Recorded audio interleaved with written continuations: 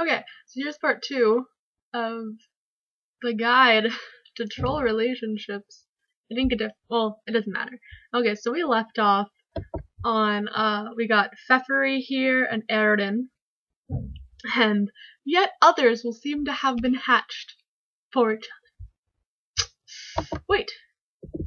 Okay, so now this is like the whole double reach around bullshit, I guess. God, you just can't get enough of this, can you? That would have been a great point for a transition out of this illustrated sociological study, but okay if you insist. Now, see, what's going on here is, it's perfectly simple. When the full matrix of troll romance is in action, we have, hey, why don't you figure it out? You should be an expert in all this by now anyway. Later, our troll hero would try to explain this to our human hero, attempting to convey all the nuance of troll romance through a nearly verbatim recitation of the preceding excerpts. He would try to describe how rich in texture the troll romantic comedies were compared to one-dimensional schlock of our human cinematic counterparts.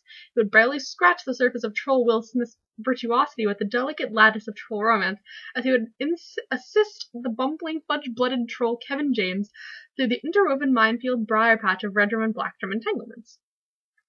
All the while sifting through his own prickly romantic situation and ultimately learning the true meaning of hate and pity. But would they succeed before the Imperial drone came knocking with his thirsty pails at the ready? Yes, they would. But John didn't understand any of this because he is a moron and he wouldn't shut up about his awful bullshit Earth movies. He would just go on and on and on and on and on about that garbage. But if there was one theme to be hammered through his thick skull, it would be the troll's cultural preoccupation with romantic destiny.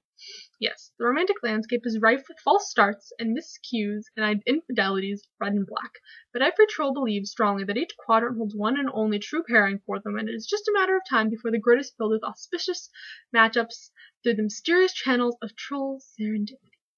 In short, their belief is that for each quadrant there exists a pair or triad of trolls somewhere in the cosmos that were made for each other, and then we have Pfeffery and Aroden again.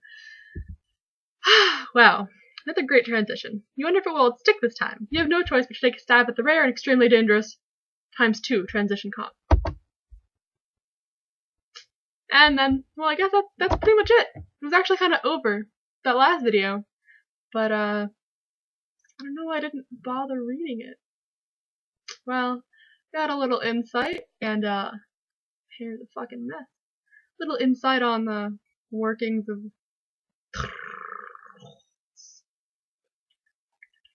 trolls. So this video is pointless. I should just make a note of that. I don't even need to watch this shit. Just read it. So I would go back and reread that or rewatch the video.